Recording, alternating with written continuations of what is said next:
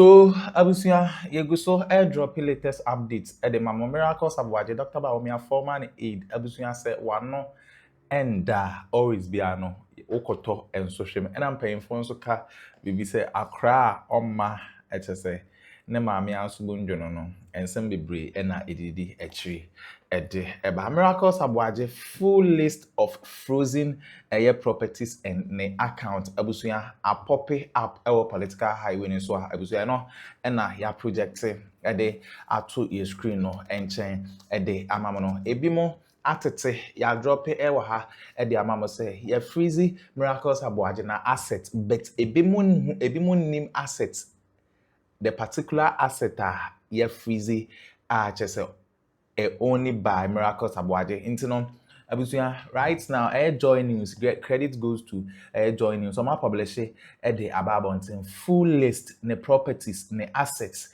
just Miracles Aboagye yoko for the omonsa atoso 1 5 bank accounts, all transactions blocked. In the 5 bank accounts now, or when now both a CD account and dollar account now, or more block and 7-bedroom residential property at Latte. Abusuya intino okoni kruma or 7-bedroom residential apartment. Ewa kuapem eno and I'm maybe yoku for ne koya omokoko inspect amukoye inspection ewo ho ye de bremo ewa ha say na 2-bedroom residential property ewo Spintex oko Spintex nso a owo 2 bedrooms den ewo ho na 4 residential apartments ewo Adringano abusuya Miracles Aboagye o mine de krono no de wabo aboniyi a wo hwe properties o wa say wabo bra according to EOCO honsema ode buy na 5 osanso approximately 15 acres of land Latte oko ne krom so osanso 15 acres of land no krampo on financer and kan yakese for atnase a drop submissions ebusuya yede honsem bremba list of ne frozen properties no and ya project area to use screen no enchen area mama yankon tie ensem ekoso ye ba yede dia aka ato amaso unsubscribe ya subscribe na hit on the notification bell so send be any update be drop no onso onsa ebitu be aka be ha gossip politics TV so. Hello again. 5 bank accounts and 4 landed properties belonging to former Executive Secretary of the Interministerial Coordinating Committee on Decentralization, Dennis Miracles Aboagye, have been frozen by an Accra High Court. The order follows an application by the Economic and Organized Crime Office, EOCO, as it intensifies investigations into the alleged misappropriation of about 55 million cedis in public funds. Miracles Aboagye and the former accountant are being investigated of allegations including theft, money laundering, causing financial loss to the state, and using public office for profit. Although he has since been granted bail after his arrest at the Accra International Airport, EOCO says investigations are ongoing and no criminal liability has yet been established. Well, let's bring in our legal affairs correspondent, Kweku Asante, for more on this development. Kweku, welcome to the program. What more do we know about this?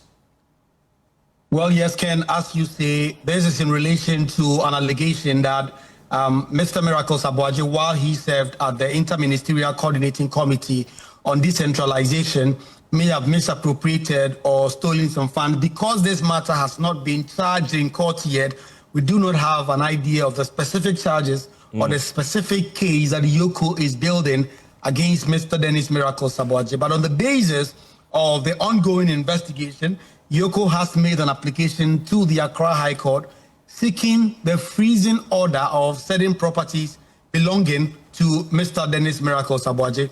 Under the law, under the EOCO Act, EOCO is able to undertake some initial freezing, and then as time goes on, they have to apply to a high court to get that confirmation of the freezing order. And that is what has happened. And so we are getting some more information as to what exactly the properties in questions are here. 5 bank accounts that are related to this, and all transactions on those bank accounts are now blocked. There is a 7-bedroom residential property in Latte. As we speak, it has also been frozen. What this means is that Miracles Aboagye cannot enter the premises of this property. There's another 2-bedroom residential property at Spintex that has also been frozen, a residential apartment complex at Addo here in Accra, and then approximately 15 acres of land situated in Latte. So these are the 4 landed properties in relation to this, and the 5 bank accounts in question: a 7-bedroom apartment in Latte, 2-bedroom in Spintex, a residential apartment complex in Addo, and 15 acres of land. And so this is the orders of the court granting the freezing order, and so these properties said to be belonging to Dennis Miracles Aboagye of the New Patriotic Party have now been frozen by the High Court, particularly on the say-so of EOCO, and they had that order and they went to the court for a confirmation order. It's quite interesting because we know that the court went on recess last week, so many are wondering, how was this possible, this order? Well, yes, it's true. The superior courts of judicature are on legal vacation, but it does not mean that every single court is shut down. There are what is called vacation courts that continue to sit even when the courts are on vacation.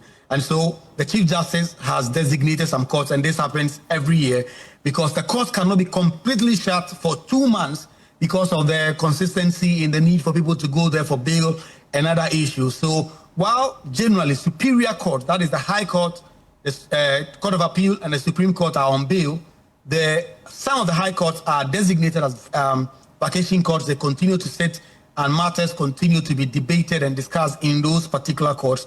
And in particular, we know that certain oral courts, the special division of the court, as well as the criminal division, Justice Audrey Kokuvite, Justice Achibonga, are all sitting on oral cases. This case did not particularly go to them. But yes, like you said, even though the courts are on break, there are some courts that are designated as vacation courts that continue to sit within this period, Ken. And then also you mentioned that some of the properties are residential apartments. Does it mean that the people, if there are any, renting the apartments and properties at the moment will have to vacate? What happens to them? Well, yes, once this freezing order has been confirmed, usually that is what is going to happen. What the freezing order does is to preserve the status quo ante, because the investigative body continues to claim that they are still investigating the matter. And so they do not want this person who is subject to the investigation to dissipate those properties. And that is why they usually will freeze it. So if it's a bank account, it is frozen. You cannot withdraw money into it. You cannot put money into it until the investigation are completed or the freezing order lapses.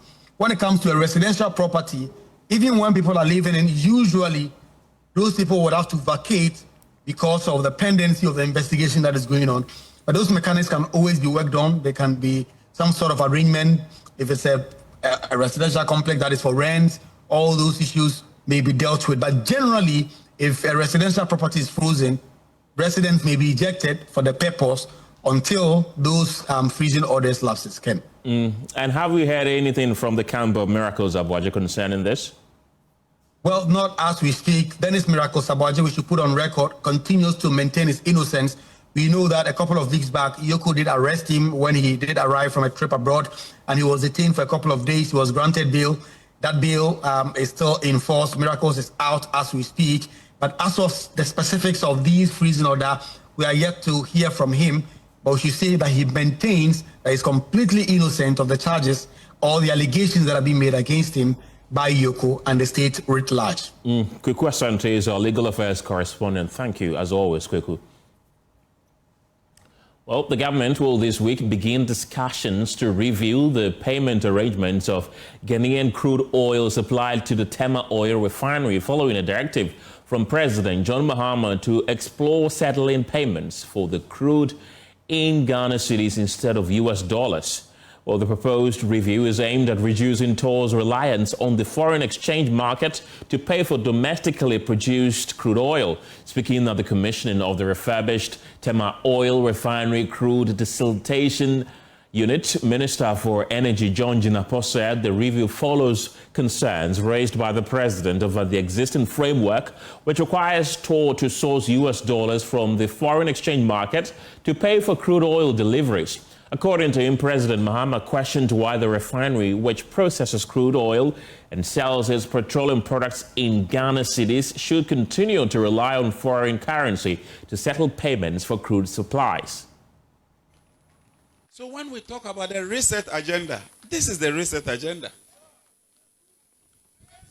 We are creating jobs. We are adding value.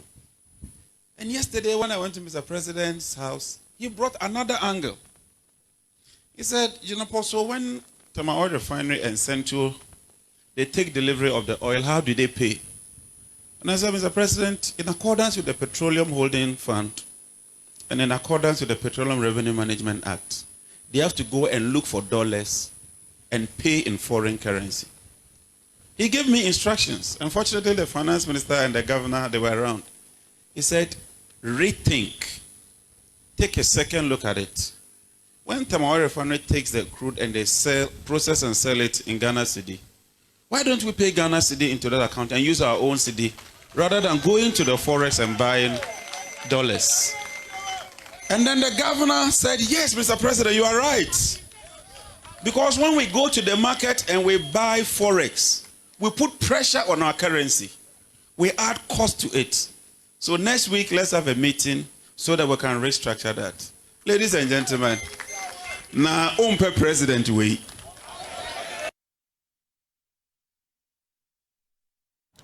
President Mahama in his speech said the government plans to restructure Tema Oil Refinery in order to permanently eliminate political interference in its work. He directed the Minister for Energy to work with the board and management of TOR to present the government with a strategic plan to expand capacity of the refinery to 100,000 barrels a day.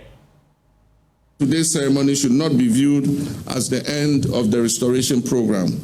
Rather, it marks the beginning of a much bigger national ambition to build an integrated petroleum industry that serves our domestic economy, supports regional trade, and contributes meaningfully to Africa's industrial renaissance.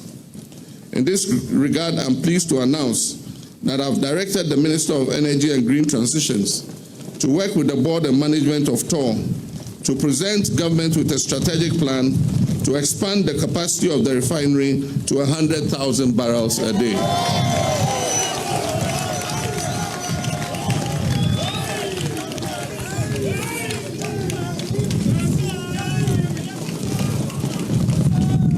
We will also restructure the Tema Oil Refinery in order that we permanently eliminate political interference in its work.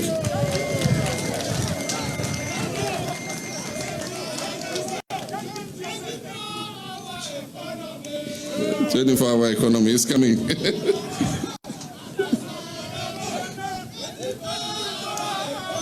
Thank you. That ambition is entirely consistent with our government's broader economic transformation agenda. Let's bring in Benjamin Insia. He's an energy analyst. Benjamin, welcome to the program. 100,000 barrels per day from TOR. Is it doable? It is, if we're able to get strategic partners to inject some capital resources as well as some human and technological resources to scale up this particular production in the medium term.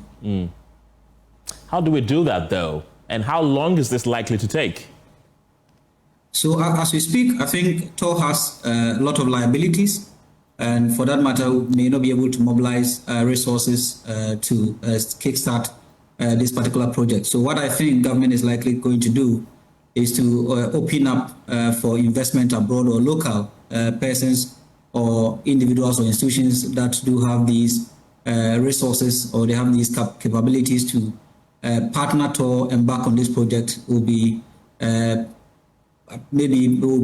spoken to show interest or some form of commitment. And if the process, due diligence are done and these investors do have the capacity, I think the government will engage them. Beyond that, I also think that listening to the president, government is trying its possible best to list TOR on the stock. And I think that this listing also is likely going to increase the equity of various interests and also increase the capital base of TOR to be able to also embark on this project as a public liability company. Right.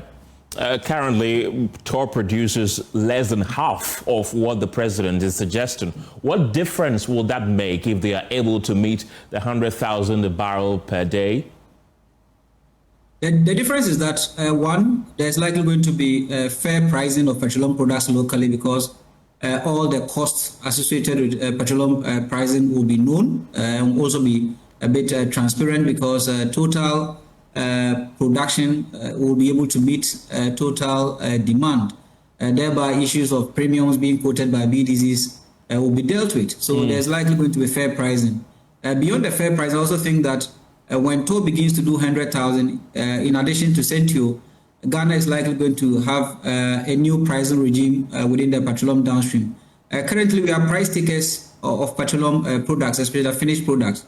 When you watch MPA's website, normally we take prices from abroad, maybe some of the international trading platforms. We do so because most of these products are imported abroad. But if TOR and Centio are able to do what we consume and even export, it means that we need a pricing regime whereby we set our own benchmark prices. And these benchmark prices will also help stabilize and make sure our prices are comparatively cheaper. So the issue of fairness in pricing also come to play when TOR does this 100,000 barrels per day. Beyond that, I also think that it has macroeconomic impact, socioeconomic impact, and I think that if they, within the medium term, if they're able to do, it brings a lot of benefit to the general economy of Ghana.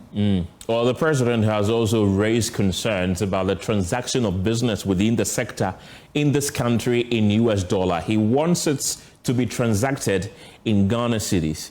How possible is that?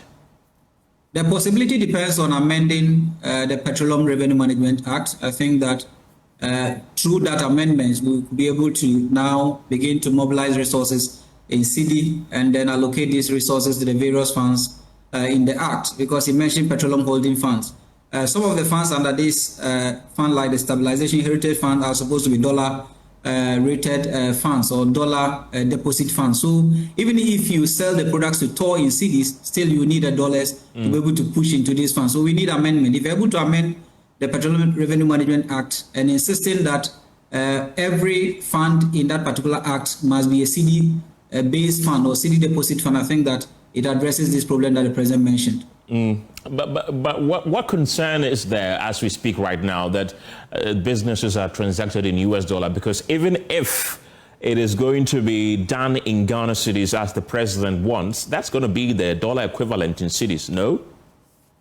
Yes, but one thing is that it helps address the issue of forex. So what it simply means is that we are likely not going to peg our pricing of petroleum products in dollars, but in cedis. As we speak today, when you pick the price from the international trading platforms, you are supposed to convert the price of these products into cedis based on the exchange rate. However, if you are getting the feedstock or the raw materials in cedis, it means that you are likely not going to quote the price of these products in dollars. And at any point in time, it makes your products quite cheaper. That's why I mentioned earlier that if TOR and Centio are able to do our total demand, it means that our pricing regime will change, and we need that reform to ensure that prices are comparatively cheaper. Benjamin Isia, thank you very much for your time this afternoon. He's an energy analyst. Let's stay a bit longer on the energy sector because the Public Utilities Workers Union has accused the government of ignoring concerns raised by the union while pressing ahead with plans to privatize the Electricity Company of Ghana and the Northern Electricity Distribution Company, NEDCO.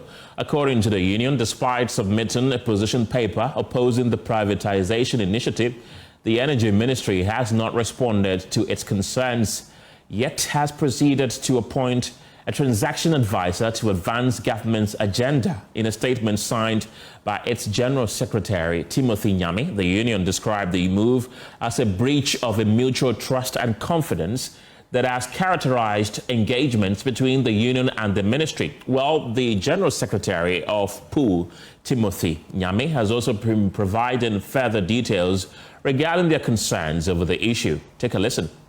So you can see the record high performance of TOR. And as you can also recall, you can also attest the record high performance of ECG. From the time you certainly appointed the board of directors and management of ECG, we have come together with collaboration with the workers to help turn around the fortunes of the organization. Our position stated that ECG leadership, the ECG problem is leadership problem. So when you eventually appointed this team of the leaders, you have seen the tremendous changes that have come.